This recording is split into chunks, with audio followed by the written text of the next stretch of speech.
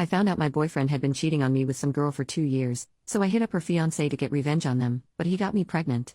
I, 26F, just found out I'm pregnant after having revenge love making with a fiancé, 35M, of the girl, 30F, who my ex-boyfriend, 32M, cheated on me with for 2 years.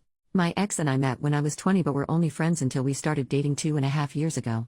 I found out last year that my ex had been cheating on me for basically our whole relationship with a girl he met through a mutual friend.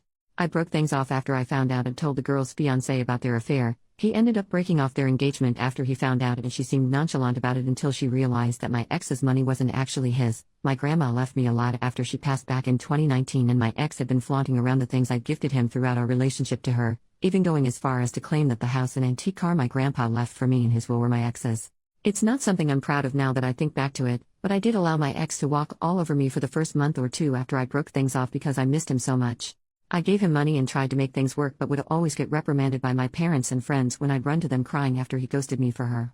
I didn't officially give him up until the girl's ex-fiancé messaged me and told me that she was rubbing it in some of their old friends' faces about how pathetic I was and how desperate I was for my ex who didn't even give a damn about me.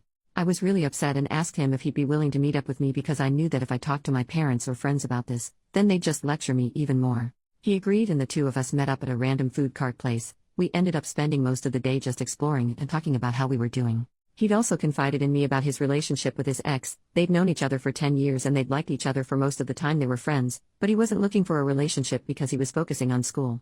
He had decided to give them a chance after she'd driven over 12 hours overnight to him because they talked on the phone, and he said he was feeling under the weather and was stressed from how vigorous his residency schedule was. She'd dropped everything to take care of him, helped clean his place, and made him some home-cooked meals after finding out that he was surviving off of vending machine snacks and instant coffee. He told me in detail about how he'd never felt so loved and cared for, how after she'd done that for him, he decided that she was the one, that if this wasn't love, then love wasn't real. Finding out that she was cheating for the last 2 years made everything click into place. She'd been pushing off getting married, telling all her friends that she was having doubts about him. He'd been trying to convince her into going to couples counseling when I broke the news to him that she was sleeping with my ex. I felt like a monster, hearing their love story and then realizing that they didn't get their happy ending because of my ex, and I really messed with my head. We continued to talk from time to time, checking in on each other and meeting up for a quick bite every now and then. We lost contact after the girl my ex cheated on me with somehow convinced him to take her back. I became slightly depressed after he cut me off, explaining to me that he was still in love with her and wanted to work things out, which meant a clean slate. I found out through some internet snooping that my ex cheated on her too, which was why she went back to her ex-fiancé. A few months passed and things went back to semi-normal. I started getting therapy and was about ready to put myself back out there to try out the dating pool again when around New Year's I got a call from the guy. He was crying and asking if I was available to talk. I of course said yes and out of concern met up with him at his place. He broke down to me and told me about how he'd found her and my ex in his mom's guest bedroom during Christmas, when she'd snuck him in for a quickie during his family's busy holiday party. All hell broke loose when he found them in the guest bedroom after spending 20 minutes looking for her everywhere. We drank a bit and ended up making love. He apologized and told me that it was a mistake and he wasn't in his right mind, that he just wanted revenge lovemaking but it didn't make him feel any better after. I tried to message him platonically a few times after to see if he was alright but he blocked me, so I dropped it and went on with my therapy and life. I went in last week to check with my doctor since I'd been getting bad cramps and to get a new prescription refill for my birth control that I use to help with my PCOS. I had to do a usual test to double check for the possibility if I was pregnant and was very surprised when it came back positive. I have been sitting on this new knowledge and have been contemplating on if I should tell him, not tell him, or if I should even keep the pregnancy. My doctor did inform me that since I am still in the earlier stages I am still at a big risk of having a miscarriage, so I don't know if I should even be worrying at all about all of this since there is a chance that I could lose it, and then it'd just seem like I was trying to grab at his attention or something, especially after he'd made it clear to me that he wasn't comfortable talking to me anymore after we slept together. I haven't told anyone and have been going crazy because I don't know what to do. Update, 1 year and 3 months later, a lot has happened since my original post. I know a lot of people were against this, but I went through with the pregnancy and I am forever thankful for my beautiful baby. I had originally planned to get an abortion, but I found myself unable to go through with the appointment. I am pro-choice and always will be. Just because I chose to keep my baby doesn't mean another woman should be forced to keep a pregnancy they do not wish to continue. Everyone has a right to their own bodies. My parents were very upset with me and my whole family disowned me. I listened to what some of you said about letting the father know. We'll be referring to him as Dave. After many failed attempts to reach out to him I decided to go in person. Dave was not happy when I showed up at his place but when I told him why, he agreed to talk with me. Dave let me know that he'd officially ended things with his ex and wanted to go no contact with me because I was another tie to his past with her, but he was willing to try and figure out a co-parenting plan with me if I agreed to a paternity test first. I of course felt a bit bad about the paternity test part but agreed to it since we both had only been acquaintances that bonded over our trauma. Everything was honestly easy cruising until I started to spot around the 26-week mark. Myobgen explained that while spotting is normal while pregnant, mine was heavier and my blood sugar/blood pressure also both worried them because of gestational diabetes and preeclampsia risk. After a few nights of Dave insisting on sleeping on my couch, I had him help me move some of my things to his place since he lived closer to the hospital. I'm very thankful I decided to semi-move in with him when I did because I went into premature labor at 52 weeks.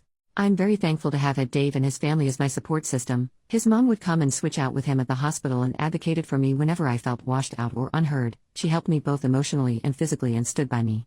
Dave's mom also helped me work through my emotions when all I wanted was my mom. She and my dad had gone no contact with me after I decided to keep and have my baby. Dave's mom was an absolute godsend also because she's a retired nurse. She started in OB, went to NICU and eventually later settled into lactation before retiring, and explained things to me when we found out that my baby had respiratory problems and had SUA, single umbilical artery, and that it could have been a factor into why I went into premature labor. She stayed with Dave and I so she could help me with pumping since I wasn't able to produce milk and encouraged me when I felt like such a failure for not being able to take care of my son when he needed me most. She drove me to and from the hospital while my son was in the NICU because I was healing and so mentally and physically exhausted. I really and truly believe that I didn't fall into deep postpartum depression because she held me and helped me with each step and was always so patient with me, even when I wasn't with myself. Dave's mom would constantly remind me that nothing was our fault and no one did anything wrong, it's just that everyone is faced with hardships in life and this was one we'd work together to get through.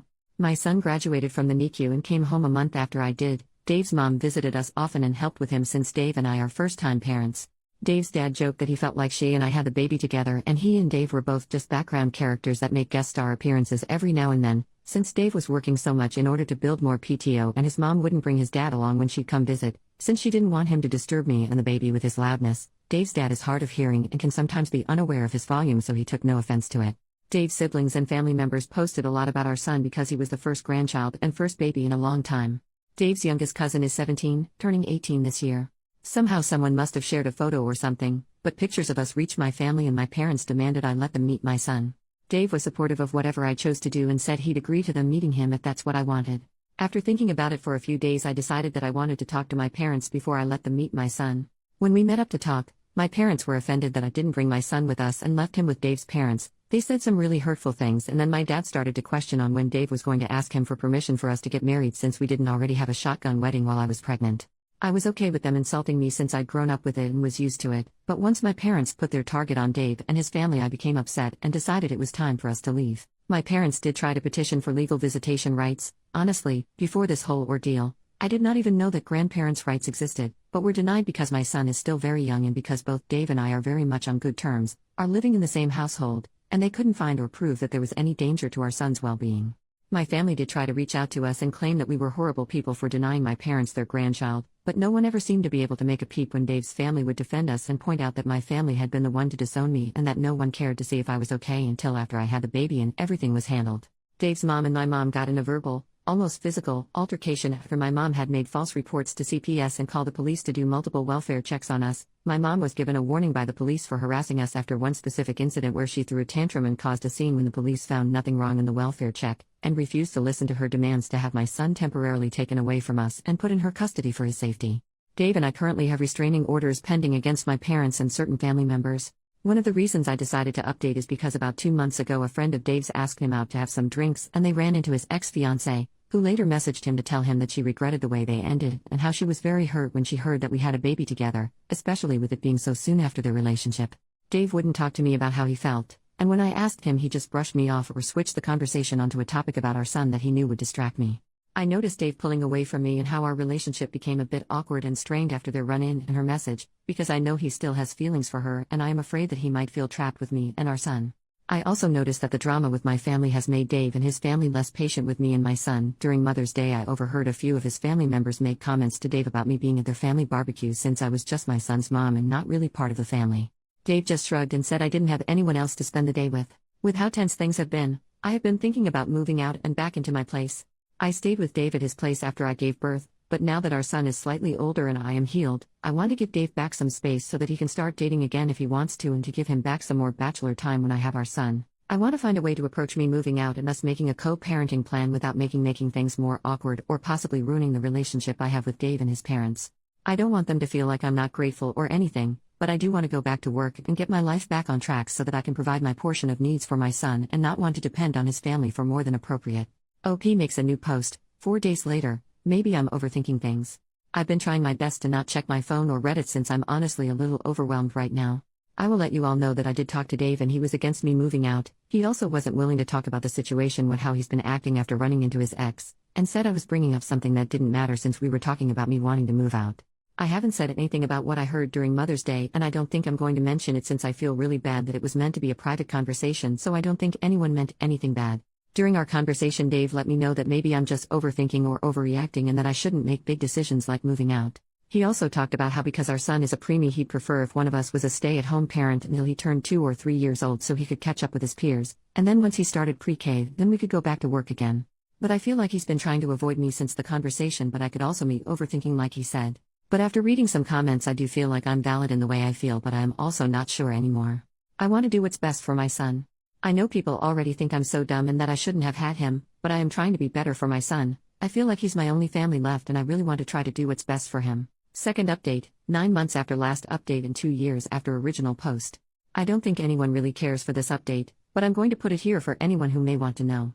After the last time I posted, things were a bit awkward and tense between Dave and I for a few weeks until Father's Day. I honestly didn't feel comfortable going to his aunt's house for their family gathering because of the conversation I'd overheard during Mother's Day, but I went because it was Dave's first Father's Day after we'd had our son the previous year. I initially didn't want to bring up the topic because it was supposed to be a good day, but Dave was actually the one who brought up the topic after we'd returned from his aunt's house. Dave confessed about the Mother's Day conversation with his cousins and said they grilled him during Father's Day as well because he brought me with him to their aunt's house. Dave apologized for making me worry and for not standing up for me when his family said things about me behind my back, but told me that he honestly didn't want me to move out and for us to split our son's custody, especially because it was comforting to know that he was going to be coming home to the both of us after spending a long day at work. I told him I didn't want to ruin the day and we could talk about things the next day, but Dave was adamant on us clearing the air because he was tired of how uncomfortable things were between us. Ironically, Dave told me he was afraid of me feeling trapped with him, especially after seeing how traumatizing it was for me to go into premature labor, deal with our son in the NICU/being separated from him, and me healing postpartum. Dave also said he felt worse about everything after seeing how my family treated me and then how some members of his own family held it against me. He told me that although he himself didn't mean to do this in any way, he felt like I was trapped and isolated with only him for me to depend on. He made sure to make it crystal clear that while he would want for us to try and work towards a relationship to see where things go, he also doesn't want me to feel pressured or that I have to stay with him if I am not happy or don't want to. He agreed that he would rather us be on good terms for our son's sake, and if that means us having a friendship-like relationship with mutual respect for one another, then he is okay with it as well. We talked for a while about everything and cleared the air of any questions. Dave let me know that he genuinely didn't feel anything for his ex-fiancée and that the reason for him becoming distant had nothing to do with me, and was because he'd had a life crisis when he thought about how different his life was compared to how he'd wanted and thought it would be like. Dave and I came to an understanding that my son and I would continue to stay with Dave and I would get a part-time job to slowly ease my way back into working. Things were rocky and a little odd to navigate at first, but Dave's parents helped us a lot with our son when I started job hunting and got a part-time position working at a local bank branch nearby Dave's place. Dave and I slowly started to explore our relationship to see where things would go between us. It was weird for the both of us because of how we'd met and started out, but within 3 to 4 months things got much better.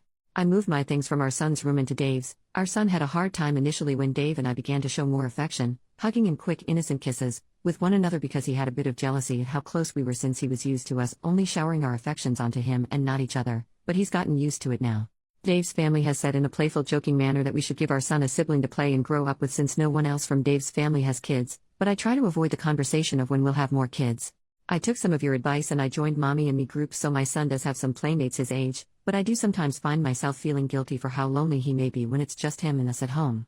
This past Valentine's, while in the heat of the moment, Dave did make a few comments about wanting to get me pregnant again, but when I mentioned and clarified with him afterwards he said it was just him being really into it at the moment. Dave and I have previously had a conversation and agreed that because of my PCOS and how unbalanced my hormones are, I wouldn't go back onto birth control because of how I've been feeling much better after the birth of our son, so we are using the calendar method as contraceptive for my end, but I have tried asking Dave if he'd be willing to use rubbers, and he's made it clear that he doesn't like them and it's completely off the table for him because he doesn't like the feeling of being constricted in latex.